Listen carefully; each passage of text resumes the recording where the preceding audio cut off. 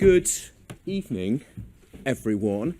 Welcome to those who braved the torrential rain outside, but an equally warm welcome to those who I hope may be drier, sitting watching this online, and there are a lot of you.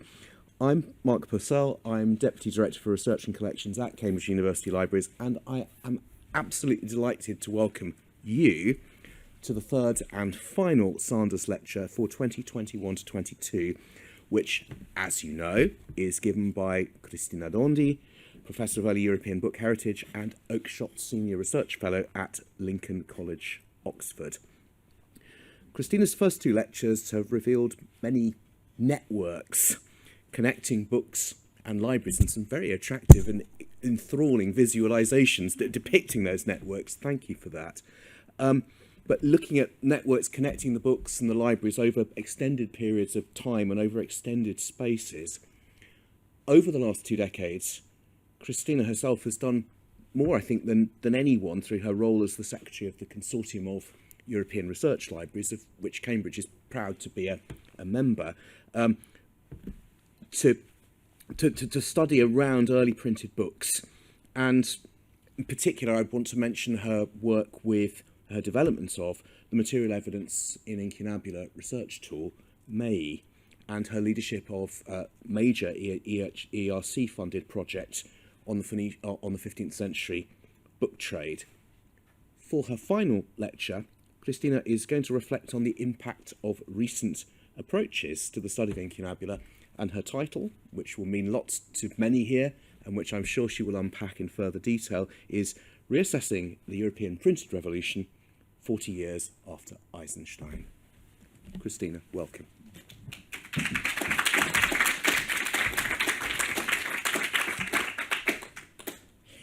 Thank you, Mark. Before I start, I would like to give my thanks. First, I would like to thank the warmth and efficient hospitality of Cambridge University Library. And I would like to praise the good quality of its cataloguing. Also, I would like to thank Emily Durish for taking all the pictures that you have seen and you will be seeing in these lectures. Moreover, I would like to praise the work of MEI editors, and that is the work that made these lectures available. Also, the involvement of many libraries with MEI and the support of Searle libraries for MEI and other digital resources that are important for our historical collections. And last but not least, I would like to thank Stephen Parkin there for being a speedy reader of my lectures, and this time was speedier than ever, and I thank you very, very much. And with that, now I begin.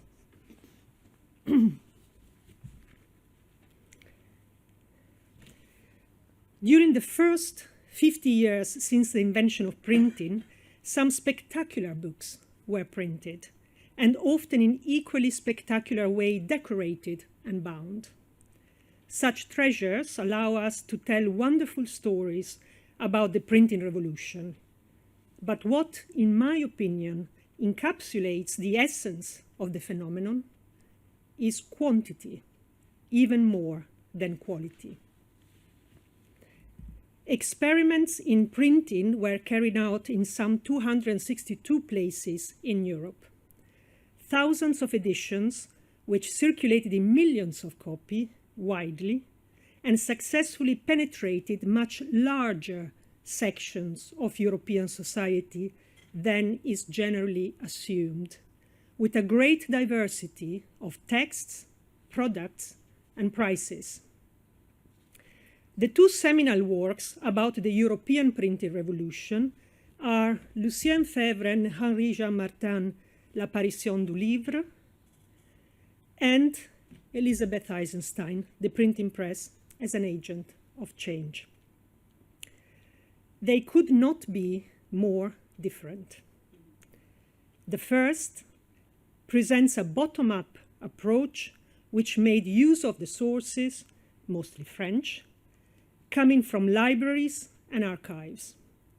The second a top-down approach which relied on the secondary literature which was available, but not, surprisingly, on Febvre and Martin. The first book received much acclaim and led the way to new branches of studies in the history of the book throughout Europe and beyond. Moreover, with its reliance on primary sources and physical evidence, it inspired and motivated the cataloguing of the material evidence found in early printed books in libraries over the following decades.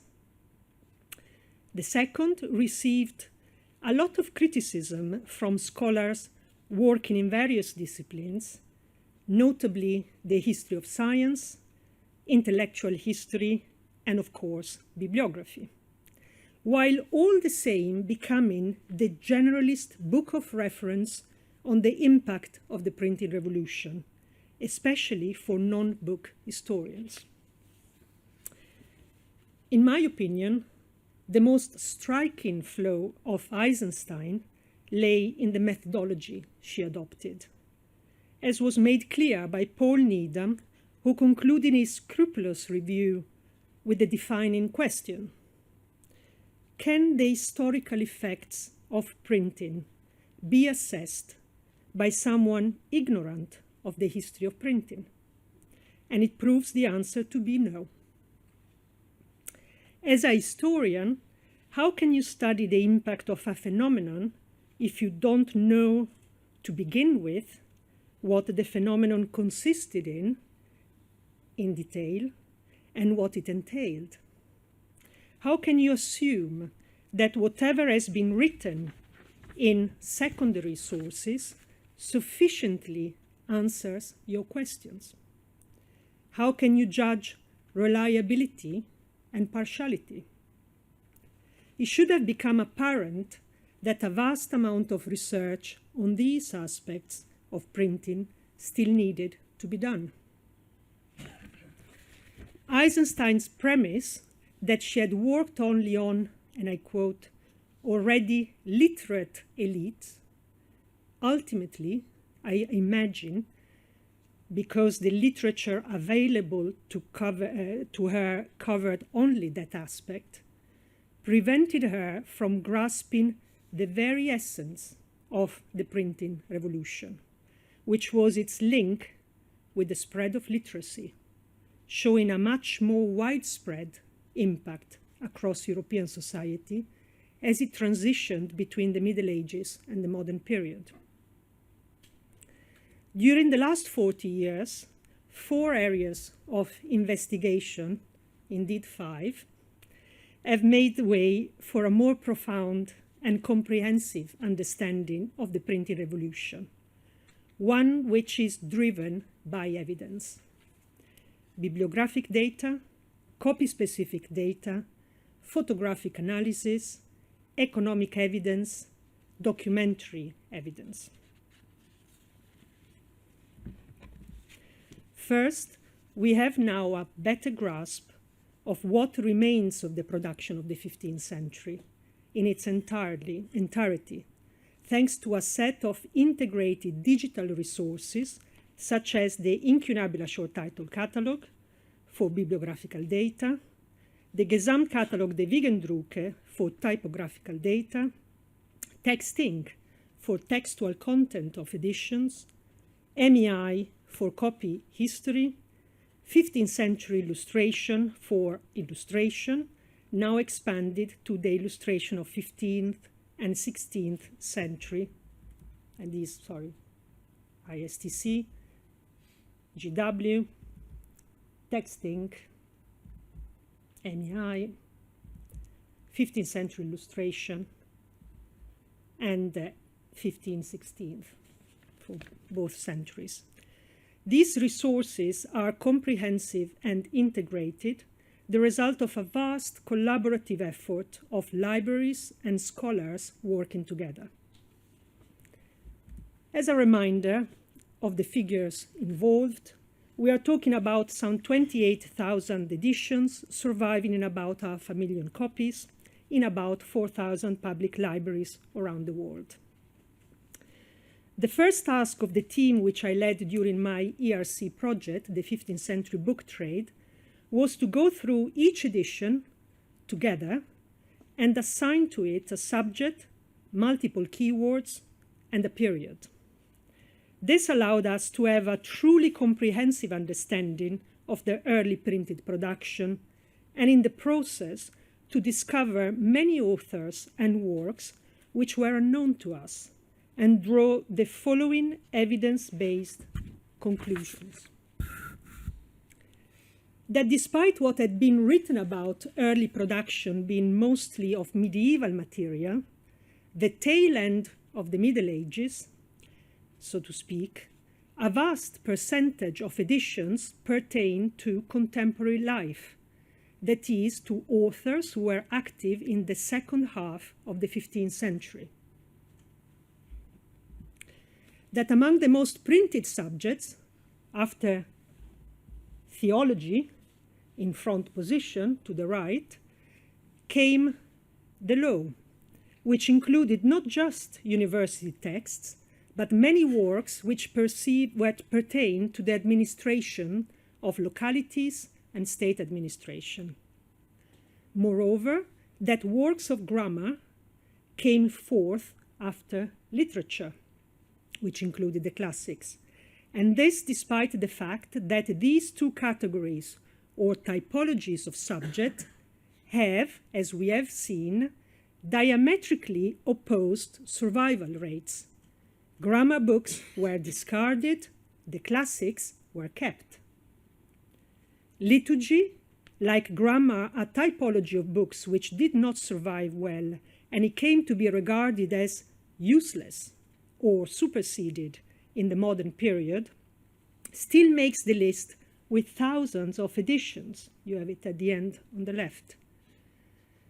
If you are a historian relying only on secondary sources and are not aware of the imbalances in the study of a discipline, you follow a narrative which is not of your own making, and you are not in the position to question it. If you don't question the historical narrative, as Eisenstein didn't, in the use of her secondary sources, you do not produce better research, nor do you stimulate new research. And this is what strikes me most in the impact of Eisenstein's book. It became a hugely popular and cited text, a sign that there was a general interest in the topic, but it notably failed to stimulate the growth of the discipline. How many positions in the history of the book, of the printed book, are there today in the US, or indeed in the UK, if we exclude English departments? The second advancement comes from the awareness and recording of copy-specific data. The continuous and increased high-level cataloging of the surviving sources, with particular attention to their history, preserved in ownership inscriptions, manuscript annotation, decorations, and so on. Many examples have been provided during these two lectures. Yesterday, I mentioned my census of the Italian printed books of ours and how it took me 15 years to complete it. Still, half the time it took Owen Gingerich to complete his census of Copernicus De Revolutionibus. Last year, with the support of the Polonsky Foundation, Searle coordinated an illustrated copy census of all the surviving copies of the first Florentine edition of the Dante's Commedia, an edition which contains metal cuts based on Botticelli's drawings. 180 copies in 135 libraries around the world. The census was completed in 4 months. In answer to Jessica Gardner's question about the impact which technology such as IIIF may have on the development of MEI, which I forgot to answer yesterday, apologies, I can say that Searle developed a few years ago the Provenance Digital Archive, a depository to store and research images of provenance. All images collected during the Dante census were stored there and linked to from MEI. And now every MEI editor can upload images onto the PDA. This is part of the record of the Cambridge copy of Dante with the link to the Provenance Digital Archive. And as you can see, the PDA is IIIF compliant. So we're all happy. Each of the 180 copies taken individually would provide a history of the reception of this edition of Dante. But only by looking at all of the copies together were we able to understand its early dissemination and later survival. The printing contract provides a wealth of information surrounding this publication, including the fact that the first completed copy should be given to the nuns of Le Murate of Florence, in whose premises it is very likely that the printing took place. Well, that is the copy today in Harvard. The copy in Modena provided detailed information on the early sale of copies of the edition by local booksellers, in this case, Giovanni Battista Fontana, a stationer in Via del Garbo in Florence. The identification of the early owners provided evidence of the essentially local distribution of this edition, acquired by many of the Florentine merchant and banking families, such as the Medici, the Buondelmonti, Corsi, Alberti, Gondi, Guadagni, Cavalcanti, Tornabuoni. We all also mapped where they were based. Female readership emerged from the copy in Parma, which is a nice story, a passing on of the book from mother to daughters, etc., grandmother to mother to daughters. 34 copies presented early corrections to the faults and omissions found in the printed text, an indication of careful reading on the part of the early users, including the copy today in King's College, Cambridge. By looking at the early decoration and binding of all the copies, clear patterns emerged. For example, we can now see how the rubrication of the Cambridge University Library copy is very close to that of the copies today in Paris and Figline Valdarno. The lovely cuttings of manuscripts pasted onto the Trinity College copy can be set in the larger context of the widespread desire to supplement the missing metal cut spaces or adding visual commentaries, such as in the spectacular copy today in the Vallicelliana in Rome, with drawings by Giuliano da Sangallo, or that today in Harvard with drawings by Federico Zuccari, also kept in the Uffizi of Florence. A web page and videos are available on the Printing Revolution website. More copy censuses are now on the way, on other Dante editions, on specific works such as Aesop, or on the output of certain printers, such as Jensen. Our integrated network makes such initiatives realistic projects and scholarship benefits as a whole. I should also mention that we are using the data produced by the census to work on the book tracker as the topic of the doctorate of UN Xin at King's College, London. The aim is to show the movement of an individual book on a geographical map, as well as the movement of a group of books. In this case, the entire surviving print run of the edition, which can be done in a static as well as a dynamic movement.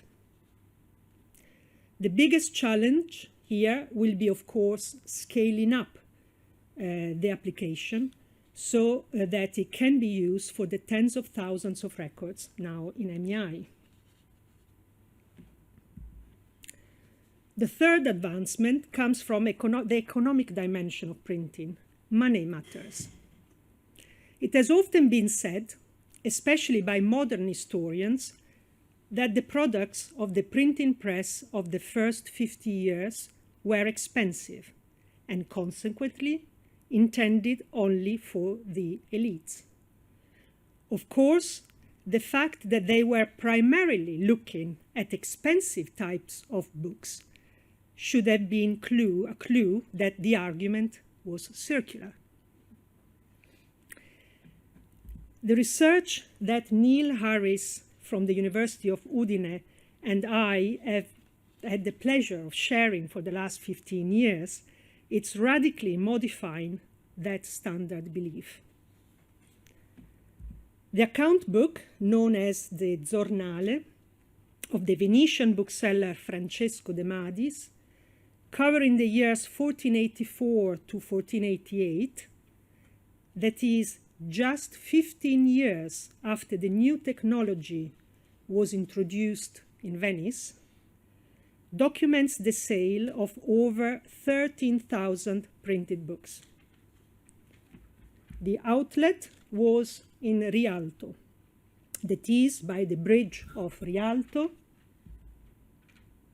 in the market area at the heart of Venice, where many of the printing shops and other booksellers were located. Over the summer, I have been sharing data from the Giornale with Mafe Kaleyon of Flourish, a London-based company specialized in data visualizations, with the objective of making the spectacular data from our analysis of the account book easier to communicate. First of all, the bestsellers. This graph shows the books which sold more than 100 copies. The titles are divided by color, and you can immediately see how the Salteriolo da Puti was the absolute bestseller, with 662 copies sold. We are talking about a small book which included parts of the Psalter, preceded by the alphabet and common prayers, which most people would have known by heart. The copy I'm showing from Munich is one of only 2 surviving in the world today, and clearly owes its survival to the nice woodcut border. Its price, between 1 and 4 soldi, the equivalent of, at the time, of a pound of cherries or a chicken. In second position, Donatus, Ars Minor, with 258 copies. Again, an edition which survived today in a single copy in Munich. Its price, 5 soldi, the equivalent of 100 squids or a haircut. In third position, you see another grammar, the work of the humanist Guarino Veronese, with 250 copies sold. Price, 4 soldi, or, sorry, this is the Guarino, the cost of a good yield. This comparative material all comes from contemporary documentary sources, of course, from Venice. Books of hours and breviaries, obviously undecorated and unbound, are included in this category, well, as do various works of popular literature in the vernacular, such as the Guidebook to the Holy Land, Meditations on the Life of Christ, in Latin and in Italian, Ovid, Virgil, and Terence, all texts used in schooling. This instead is the list of the cheapest books, books which cost up to 5 soldi. In addition to grammars, we see Albertus de Saxonia on geometry, popular literature such as the Fior di Virtù and the Canzonette of Leonardo Giustinian, a small treatise on geography. If we compare the list of bestsellers and cheapest, we find, of course, many titles in both sections. Salterioli, Books of Hours, Donatus, Guarino Veronese are both bestsellers and the cheapest books. This is very powerful evidence of the link between the spread of printing and the spread of literacy, of the impact of the first on the second. In his postface to the great monographic study of Jan Sordet on the history of the book, published just last year, Robert Darnton was still saying, and this is my translation, "In my view, the impact of the contemporary digital revolution is more important than the Gutenberg revolution, because it has penetrated profoundly everyday life. While printing with movable types in 3/4 of a century only touched an erudite elite and essentially within the confines of Western Europe. The real revolution is not with Gutenberg, but with the Reformation and the Counter-Reformation, when printing transforms itself in an instrument of propaganda and religious and political struggle." Darnton pays attention to the phenomenon of literacy only when he speaks of the mid-19th century. The evidence of the Giornale instead tells us that books were attainable commodities. The bestsellers were books for learning how to read, and such books were also the cheapest. Books sold fast, an indication of widespread demand. The price of books continued to fall during the last 20 years of the century. An exception? It would be foolish to think so. The books and documents tell us otherwise. If we move to the fast sellers, you can see how most books were sold within 5 years of their publication, with quite a large number of editions sold within the year. This slide focuses on the editions sold within the space of 1 year. The different colors represent the period their texts belong to. Yellow is classical, orange is medieval, purple is contemporary, gray patristic, and green humanist. If we look at books sold within a month of publication, and this time the different colors represent different subjects, we see that, for example, the Novellino of Masuccio Salernitano, known at the time as the 50 novels in relation to the 100 novels of Boccaccio, was a popular edition with 66 copies sold, of which the first sold a mere 4 days after publication. And this is not an isolated case.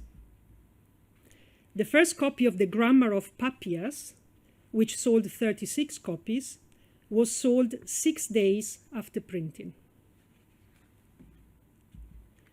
A work on canon and civil law, of which only 6 copies sold in total, sold 5 days after publication. a work of Arabic astronomy, 22 copies sold, the first after 5 days after publication. A copy of the Bible in Italian, of which 84 copies were sold, is sold 34 days after publication. These are, of course, Venetian editions, with some coming from Padua, nearby.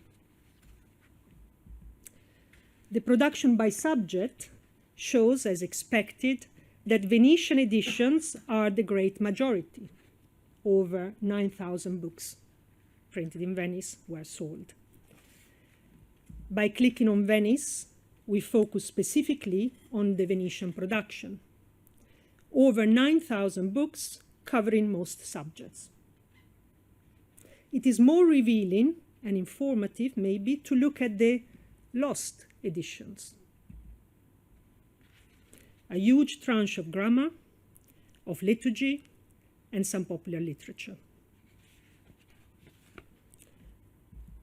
Outside the city, the largest supply came from Milan with 777 books, which added to the 315 copies printed in nearby Pavia, with close links to Milan, Pavia at the university for the Milanese, comes to over 1,000 books.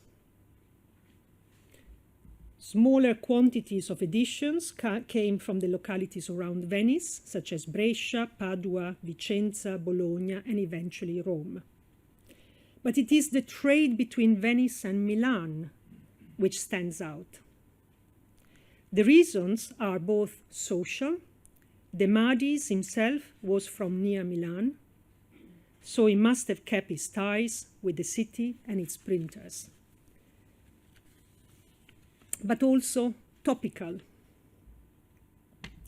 It is in Milan, even before Venice, that certain editions which stand out in the Giornale were produced, namely legal works and Greek works.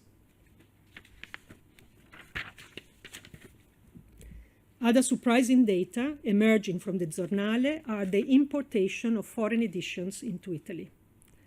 A total of 95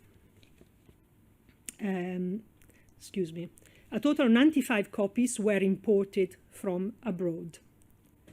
The largest presents are editions from Basel, 35 copies, then Urach, 18, Strasbourg, 13, Reutlingen, 12, Cologne, 11, and Lyon, 6.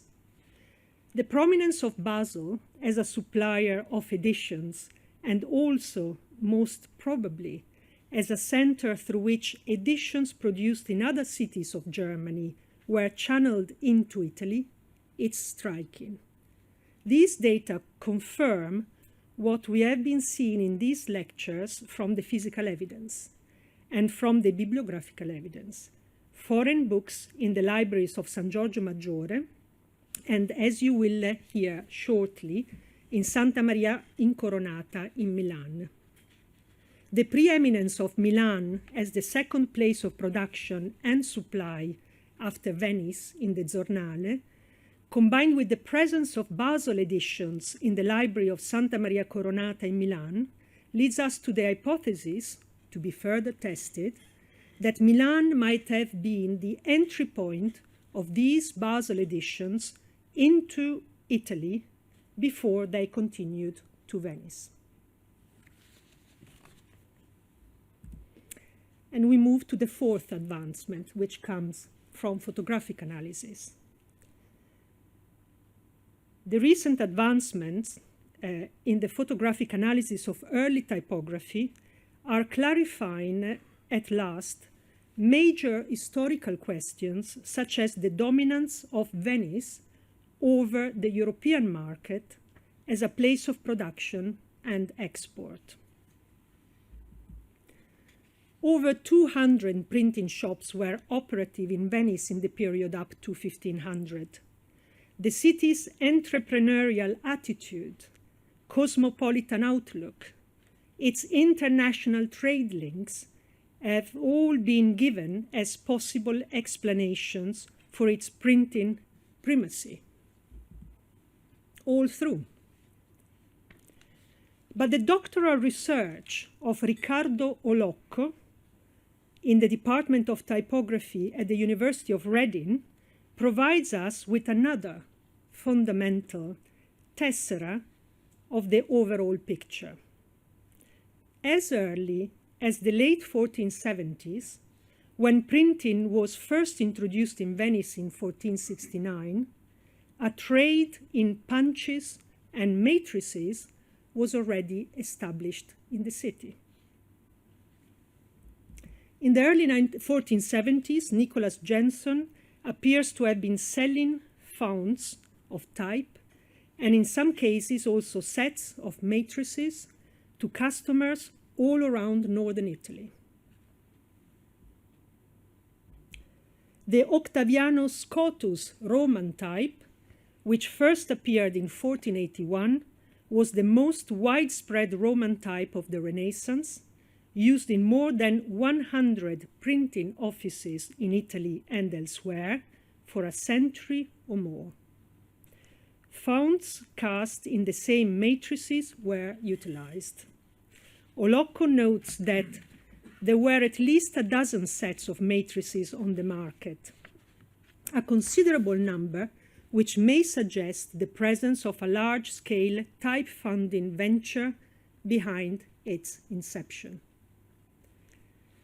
In the 1480s and 1490s, the circulation of the Roman type of Michele Manzolus, a small type used for commentaries, appears to be the effect of selling cast type rather than matrices, probably reflecting the development of the trade towards the end of the 15th century. Following the growth of the book market, firms started to specialize in casting and selling fonts of type to many presses in Venice. I certainly share Olocco's reflection on his research, methodology, and results when he comments that the work involved is exacting and time-consuming. The results demonstrate how printed marks left on paper and parchment can yield information which, when coupled with bibliographical analysis, expands our knowledge of the types manufactured and used in the region and period under examination. The historical consequence of this are huge, as this meant that the many people who wanted to enter the new profession could go to Venice and purchase the necessary equipment to experiment with it. And very many did. This map shows the place of origin of many of the printers active in Venice in the 15th century. Some failed, many succeeded. What does this remind you of? Not of outsourcing printing in Bangalore, as somebody had observed. The book produced in Venice were also consumed there in large quantities, to single out one among many fundamental differences. But it also clearly brings to mind the dot-com business and Silicon Valley as a center of attraction for new tech business. We have to be careful, of course, when making these comparisons with the present. We need to understand what works and what does not in these comparisons. This one works. But let's be careful. What about the spread of literacy? A smart historian in conversation on the topic pointed out to me that actually the digital revolution is reducing literacy. We will need to ponder this further. This is yet another case in which exact, detailed information is allowing us to understand much broader historical issues. Typographical analysis clarifies social and economic networks. And we come to the fifth advancement, documentary evidence.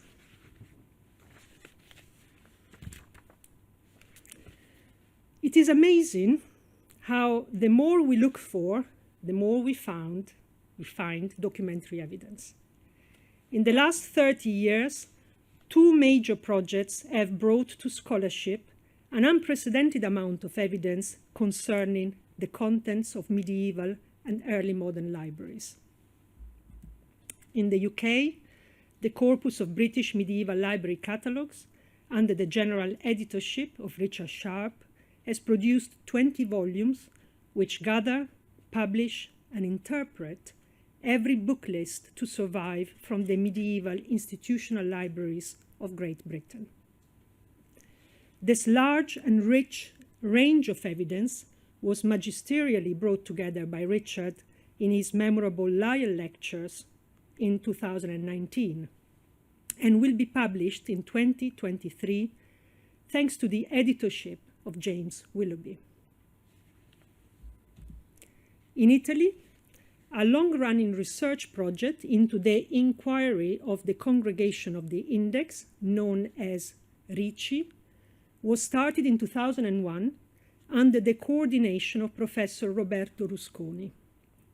The inquiry contained the results of a vast campaign of control that the Congregation of the Index undertook after the publication of the Index Librorum Prohibitorum, issued by Clement VIII in 1596, in order to check the content of Italian religious orders' libraries. Inventories of their libraries were compiled and sent to Rome, where they are preserved today.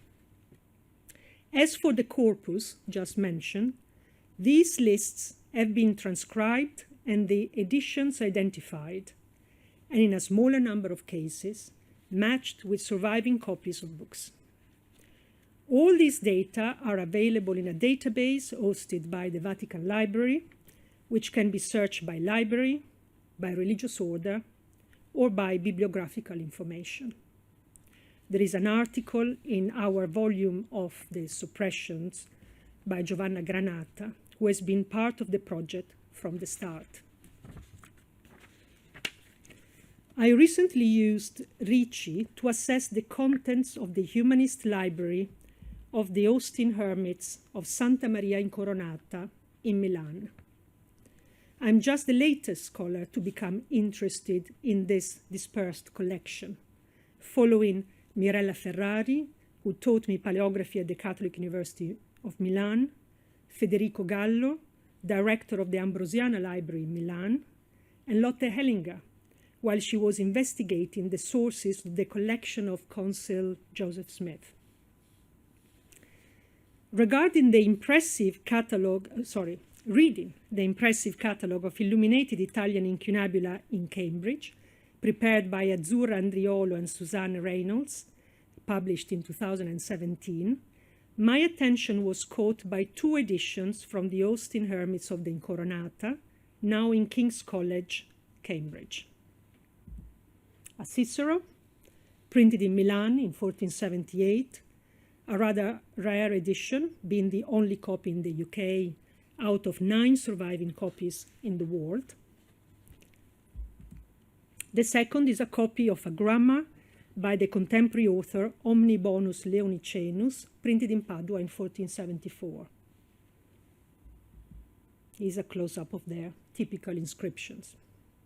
Both copies were bequeathed in 1804 by the classical scholar and fellow of Kings, Jacob Bryant.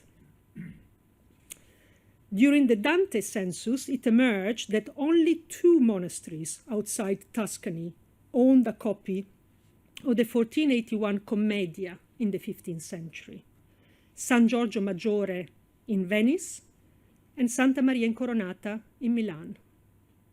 The San Giorgio copy is now in Paris, while the copy of Santa Maria Incoronata was discovered to be, rather surprisingly, in Loyola Marymount University in Los Angeles.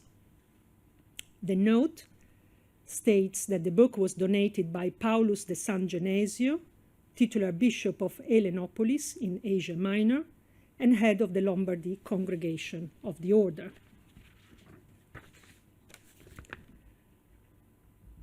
The monastery of the Incoronata was established in Milan in 1445 with the support of the Sforza ruling family.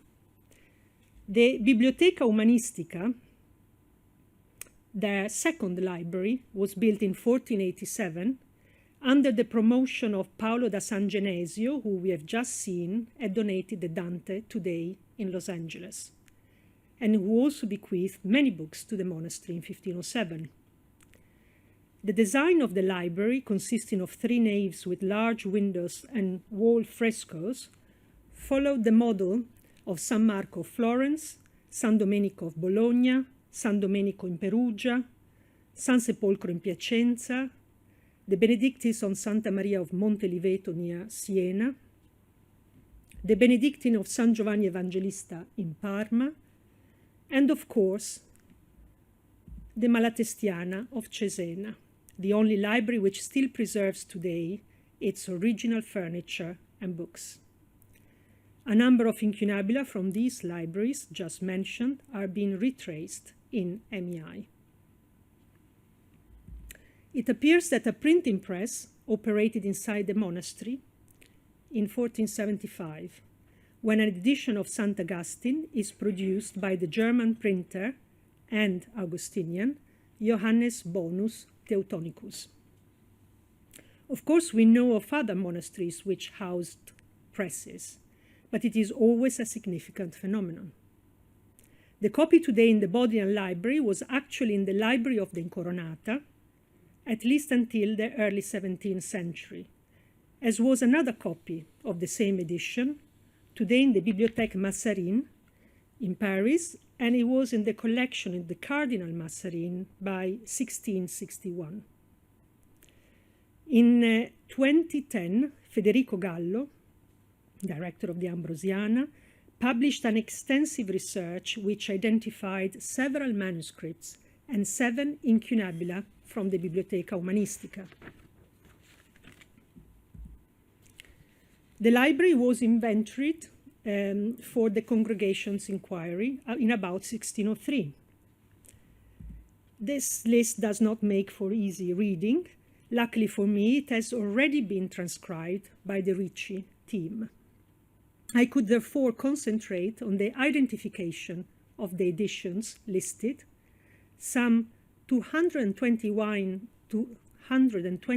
incunabula and 59 16th century printed books. Over 70 editions from Venice and over 35 editions from Milan.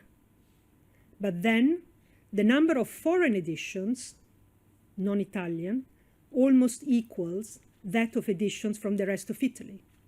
6 from Basel, 3 from Augsburg, then Nuremberg, Strasbourg, and Ulm.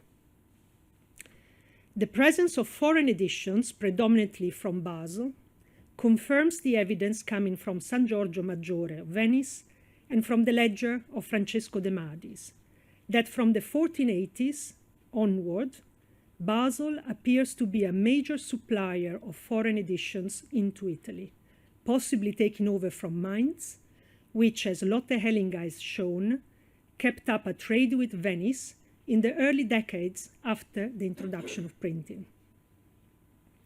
The next step in the identification, matching extant copies with the documentary evidence, is slowly but surely progressing. But just to remind us that libraries are living organisms, even libraries from the past, 12 incunabula have been identified which do not appear in this 1603 inventory. Among these, the Cicero today in the Library of King's College, Cambridge. Today in MEI we have 32 incunabula. In the British Library, the Bodleian, the Ambrosiano of Milan, the Trivulziano of Milan, King's College, Cambridge, and more copies in Bergamo, Copenhagen, Liverpool, Loyola Marymount, Rome, Venice, Vienna, trade copy, that of John Herman. And more copies, not yet in MEI, have been located in Paris. And the last one came to my attention. It's from the library in Besançon. That's the inscription. At the opening of these lectures, I asked how do we come to reconstruct and understand dispersed collections. I hope by now it is a lot clearer. 1/3 good cataloging, 1/3 good technology, 1/3 collaboration. A delicious cocktail, and a very powerful one. Today, the value of heritage is being discussed and understood in broad terms. Issues of restitutions relating to colonialism and Nazism have placed provenance research at the core of the investigations which are necessary to bring together dispersed and displaced heritage of all kinds. Book history is very advanced in provenance research, and we should keep our foot on the accelerator. But what is the narrative? Why do we do it? Our collections are an asset, but also a responsibility. Benign neglect won't cut it in the 21st century, anywhere. Collaborative research and communication is the way forward. A few years ago, I did not pass a selection process for a large research grant. It happens. But the comments of one evaluator, a historian, stuck with me. I quote, "As regards European history, how much detail do we need to remind us that political and economic upheavals in Europe had cultural impacts?" The various examples presented during these 3 lectures can certainly be discussed one by one as historical curiosities or stories to be written up in a blog or article. But they cannot be taken as sufficiently representative of the past in a simplistic application of microhistory. They pertain to the heritage of families, institutions, and nations. So sampling does not cut it. The material has to be understood in its richness and complexity because it is our history. How much detail do we need to understand our history? You do not know which is going to be the copy which will open up major discoveries, and maybe not by itself, but in combination. The history of entanglement is much in vogue today. I cannot think of other communities more entangled than the collections in our libraries. Network analysis can also successfully be applied to what libraries have in common, tracing dispersal and the movement of books in and out of collections. What all these applications need, of course, is a lot of good quality historical data. How much detail do we need to understand our history? However much it takes, is my answer. Details tell stories, but a lot of details allow us to see the big picture and to read it. Thank you.